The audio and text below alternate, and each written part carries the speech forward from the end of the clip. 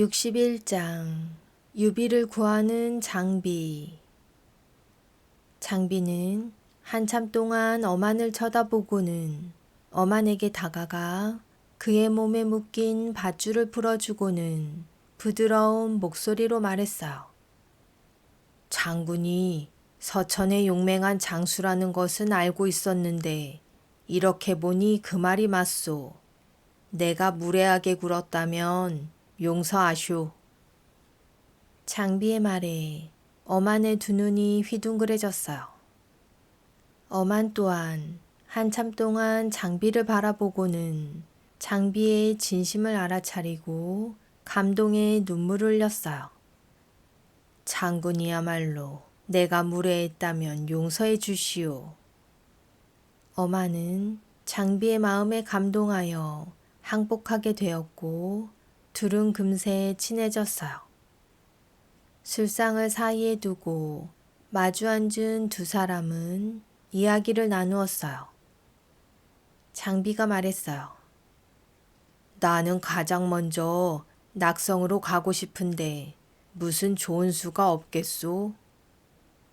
어만은 술잔을 비우고는 장비를 향해 빙그레 웃어 보이며 입을 열었어요. 장군이 나에게 은혜를 베풀었으니 나 또한 모르는 척 할 수 없지. 내가 길을 안내할 것이니 나와 함께 갑시다. 어만의 말에 장비의 두 눈이 휘둥그레졌어요. 어만이 웃으며 말을 이었어요. 장군이 낙성까지 가는데 거쳐야 할 수많은 관문을 지키는 장수는 모두 내 부하들이오. 내 말 한마디면 그들은 모두 무기를 버리고 항복할 것이오.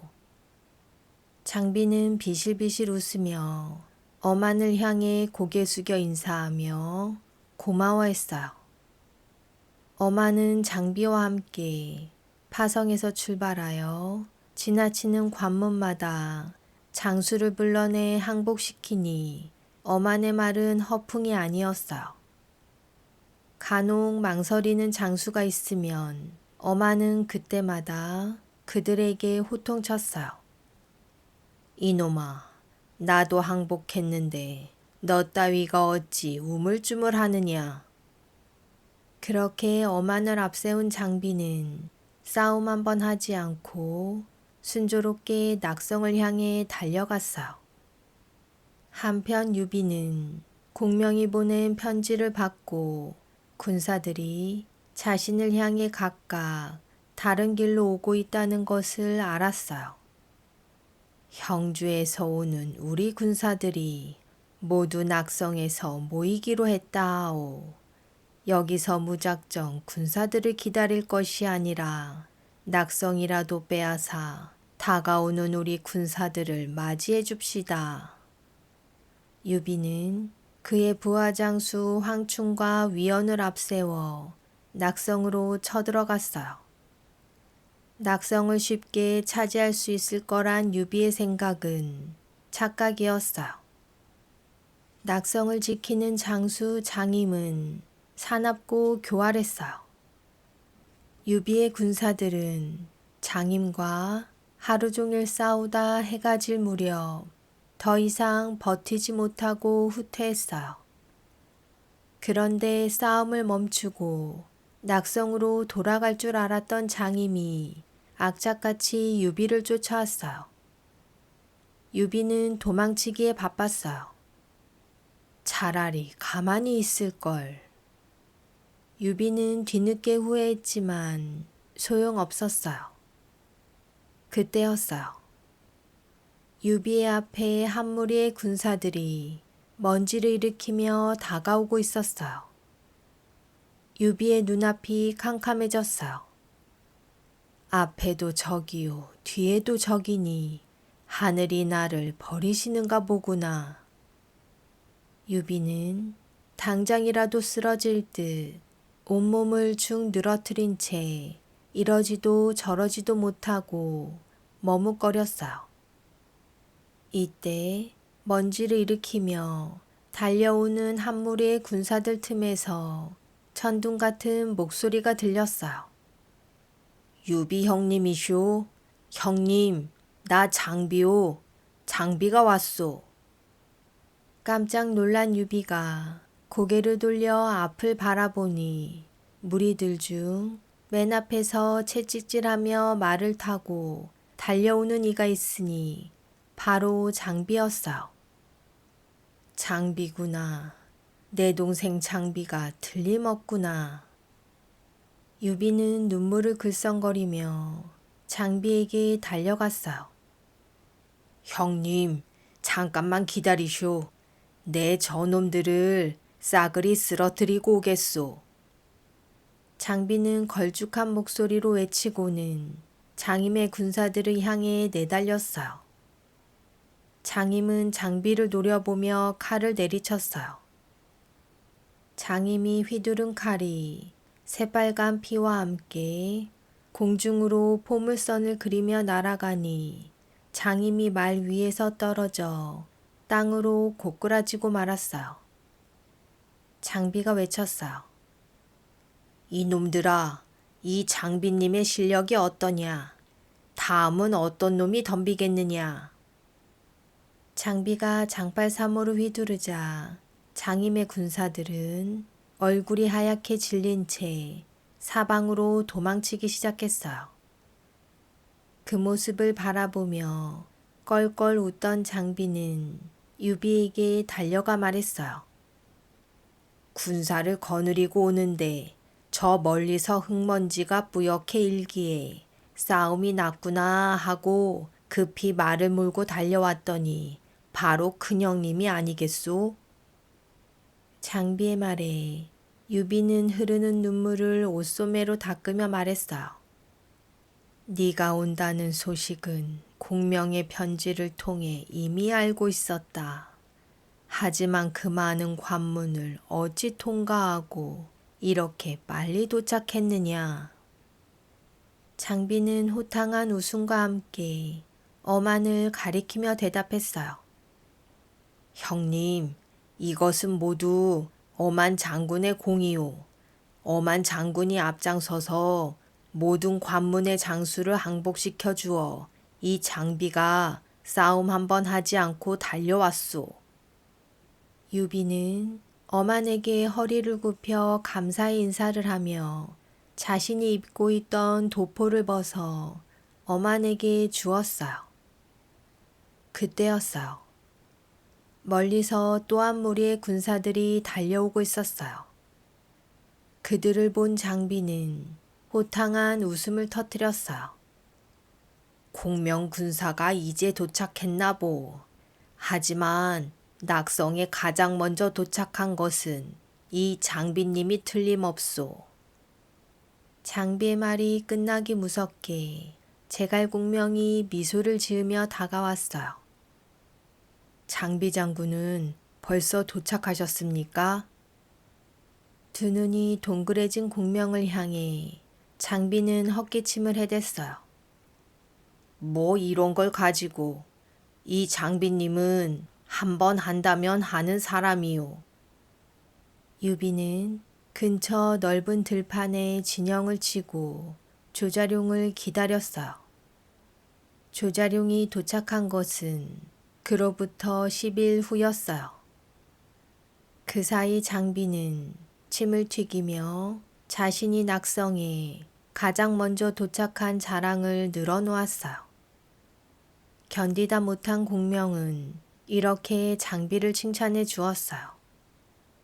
그렇소. 장비 장군은 용감한 데다 지혜까지 갖추었소.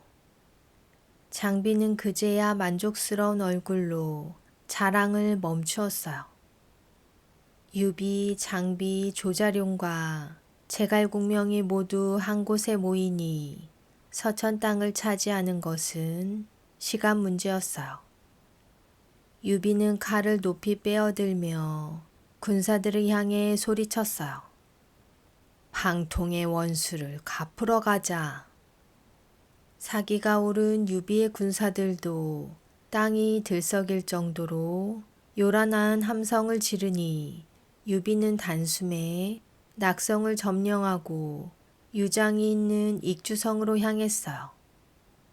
유비가 쳐들어온다는 소식을 들은 유장은 발을 동동 구르며 한숨을 푹푹 내쉬었어요. 유비가 쳐들어온다고 하니 이 일을 어찌하면 좋은가? 이럴 줄 알았다면 장송의 말대로 우리 땅을 유비에게 바칠 걸. 안절부절 못하는 유장을 옆에서 지켜보던 신하가 말했어요. 차라리 장로에게 유비를 물리쳐 달라고 부탁해보는 것이 어떻겠습니까? 유장은 고개를 흔들었어요. 장로는 익주를 빼앗을 궁리만 하는데 그럴 순 없소. 신하가 대꾸했어요. 익주를 유비에게 빼앗기면 장로의 땅이라고 무사할 리 없습니다. 우리를 도와주는 조건으로 넓은 땅을 떼어주겠다고 하면 장로는 거절하지 않을 것입니다. 유장은 긴 한숨을 내뱉고는 마지못해 고개를 끄덕였어요. 유장이 보낸 신하는 서둘러 한영에 있는 장로를 찾아가 유장의 말을 전했어요. 우리를 도와서 유비를 물리쳐 준다면 서천의 20개 마을을 떼어주겠습니다. 장로는 콧방귀를 뀌었어요. 거짓말하지 마시오. 지금은 사정이 급해 그리 말하지만 막상 유비를 물리치고 나면 오리발을 내밀 것이 뻔하오. 장로는 고개를 저었지만 사실 서천 땅이 욕심났어요. 이때 장로의 장수 하나가 나섰어요. 저에게 맡겨주십시오. 유비를 물리친 후 서천 마을 20개를 받아들이겠소. 마초였어요. 마초는 조조와의 싸움에서 진 후 여러 곳을 떠돌아다니다 장로에게 의지하고 있었어요. 장로가 깜짝 놀라 물었어요. 마초 장군이 나서겠다는 말이오. 장로를 바라보며 마초가 대답했어요. 지금껏 장군의 도움만 받고 은혜를 갚지 못해 마음이 불편했는데 잘 되었소. 나에게 약간의 군사만 주시면 유비를 사로잡고 유장에게서 20개 마을을 받아 그동안의 신세를 갚도록 하겠소. 조조에게 쫓겨 이곳저곳을 떠돌던 마초는 하우영과의 싸움에서 진 뒤 한중에와 장로에게 의지하고 있을 때였어요. 장로가 생각해보니 마초가 말한 조건은 그리 나쁘지 않았어요. 마초라면 믿을 만한 장수인데다 싸움에서 승리를 거두면 서천 땅 20개의 마을까지 얻을 수 있다고 하니 만족스러웠어요. 장로는 고개를 끄덕이며 마초에게 군사를 내주었어요. 그렇게 마초와 유비가 맞붙은 곳은 가맹관이라는 곳이었어요. 먼저 싸움을 건 이는 마초였어요. 마초는 빠르게 말을 타고 달려나와 큰 소리로 유비에게 외쳤어요. 나는 마등의 아들 마초이다. 목숨이 아깝거든 어서 나와 무릎을 꿇고 항복하라. 유비는 깜짝 놀라 공명에게 말했어요. 마초라면 여포와 비교해도 뒤지지 않는다는 용맹한 장수가 아니오. 누가 마초와 상대할 수 있겠소. 이때 장비가 두 주먹을 부르르 떨며 나섰어요. 형님, 마초는 내 몫이오. 나를 보내주시오. 유비는 장비를 믿으면서도 혹여나 급한 장비의 성격 때문에 이를 그르칠까 걱정이 되었어요. 좋다. 하지만 지금은 때가 아니니 조금 기다렸다가 마초가 지치면 나가서 싸워라. 유비로부터 충고를 들은 장비는 자존심이 상해 입술을 실룩거리며 투덜댔어요. 잠시 후 장비가 장팔 사모를 휘두르며 뛰쳐나갔어요. 안 그래도 몸이 근질근질하던 참에 잘 됐구나. 이놈아, 내 이름은 들어봤겠지. 마초는 눈썹 하나 까딱하지 않고 장비를 똑바로 쳐다보며 껄껄 웃었어요.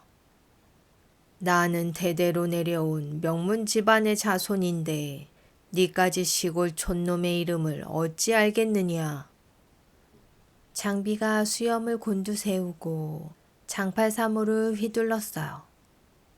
건방진 놈 같으니 이 장비님이 네 놈의 못된 버릇을 고쳐주겠다. 흥분한 장비가 장팔 사모를 휘두르니 마초는 가까스로 피하며 장비를 향해 창 끝을 겨누었어요. 멧돼지 같은 놈이 주둥아리만 살아 큰소리 치는구나. 장비는 두 눈을 부릅뜨고 마초의 머리를 향해 장팔 사모를 내리쳤어요. 마초는 가볍게 몸을 비틀어 장비의 장팔 사모를 피하고는 장비의 가슴을 향해 창 끝을 찔렀어요. 그 정도 실력으로는 어림없다. 장비 역시 마초의 창을 장팔 사모로 후려치며 뿌리쳤어요. 하지만 두 사람의 싸움은 좀처럼 승부가 나지 않았어요. 장비는 물론이고 마초 또한 1대1 싸움에서 한 번도 져본 적이 없었어요. 그렇게 2시간이 넘어도 승부가 나지 않자 멀리서 이들을 바라보던 유비가 말했어요. 장비의 칼을 저리 잘 받아치는 장수는 내 평생 처음 보는구나. 유비는 마초의 실력에 감탄하면서 장비가 혹시 실수라도 하지 않을까 걱정되었어요. 유비는 북을 쳐 장비에게 신호를 보내 불러들였어요. 잠시 동안 휴식을 취한 장비는 또다시 투구를 쓰고 달려나가 마초를 약올렸어요. 마초 이놈아, 어서 나와 다시 한판 붙어보자. 마초 또한 물러서지 않았어요. 반가운 소리구나. 이번에야말로 끝장내주겠다.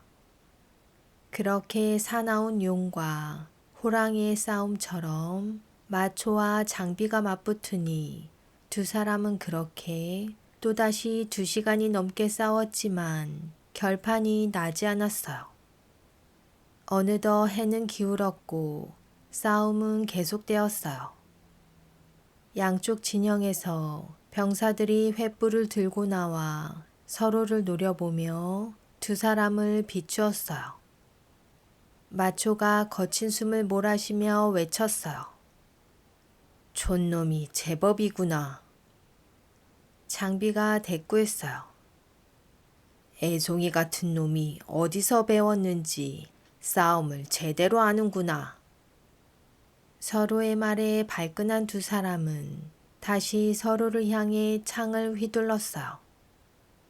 보다 못한 유비가 두 사람 가까이로 다가가 싸움을 말렸어요. 두 장수는 그만하면 됐으니 오늘은 그만하고 내일 다시 싸우라. 나는 절대 속임수는 쓰지 않는다.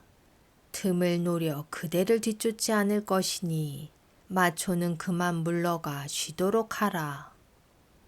그제야 장비와 마초는 말머리를 돌려 각자 자신의 진영으로 돌아갔어요. 다음 날 장비가 다시 나가 싸우려 하자 유비가 공명을 향해 말했어요. 소문에 의하면 마초는 호랑이같이 맹렬한 장수라 하는데 장비와 마초가 이렇게 싸우다간 두 사람 중 한 명은 죽고 말 것이요. 훌륭한 장수를 잃는 것은 안타까운 일이거늘 마초를 설득할 방법이 없겠소. 유비의 물음에 공명이 답했어요. 장로는 스스로를 한영왕이라 부르며 건방지게 구는데 장로의 책략가 양송이라는 자는 뇌물을 밝힌다고 합니다. 양송에게 뇌물을 주어 장로와 마초 사이를 이간질시키겠습니다. 공명은 신하에게 금은 보화를 주어 양송에게 보냈어요. 양송에게 간 공명의 신하는 수레에 가득 실은 금은 보화를 양송에게 보여주었어요. 금은 보화를 본 양송은 한박 웃음을 짓고는 그 즉시 장로를 찾아갔어요. 마초는 본래 믿을 수 없는 사람입니다. 마초는 서천을 빼앗아 자신이 가지려 하는 것이 분명합니다. 제 말을 못 믿으시겠다면 마초에게 돌아오라 명령을 내리신 후 마초가 어찌 나오는지 살펴보십시오. 양송의 말에 장로는 씁쓸한 표정과 함께 고개를 끄덕이며 마초에게 당장 돌아오라 명령했어요. 하지만 마초는 장로의 명령을 거절했어요. 대장부가 싸움터에 나왔으니 이를 이루기 전에는 군사를 거둘 수 없다. 장로는 마초가 자신의 명령을 따르지 않자 양송을 급히 불러들였어요. 의기양양해진 양송은 기다렸다는 듯 지체 없이 말을 이었어요. 마초는 서천을 빼앗아 주인이 된 다음 조조를 죽여 아버지의 원수를 갚을 생각일 것입니다. 양송이 제갈공명이 알려준 말을 그대로 장로에게 전하니 장로는 순식간에 얼굴을 일그러뜨리며 한숨을 내쉬었어요. 큰일이구나. 서천 땅 20개 마을을 탐내다 자칫하면 지금의 한영 땅마저 잃을지 모른다. 안 되겠다. 여봐라. 오늘부터 마초에게 양식을 보내지 말아라. 장로의 명령대로 마초에게 양식을 보내지 않자 마초의 군사들은 말에게 먹일 풀은 물론이고 자신들이 먹을 양식도 없자 점점 힘을 잃어갔어요. 마초는 하루아침에 오갈 데 없는 처지가 되고 말았어요. 이때를 기다렸던 제갈공명이 유비에게 말했어요. 때가 되었습니다. 제가 마초를 찾아가 타일러 항복시키겠습니다. 하지만 유비는 고개를 저었어요. 나는 공명을 하늘처럼 믿고 따르는데 혹시 그대가 마초에게가 무슨 일이라도 당하면 어찌한단 말이오. 그대를 보낼 순 없소. 이때 이회라는 신하가 나섰어요. 저는 예전에 마초와 만난 적이 있으니 제가가 마초를 다일러 보겠습니다. 유비는 만족스러운 표정을 지으며 고개를 끄덕였어요.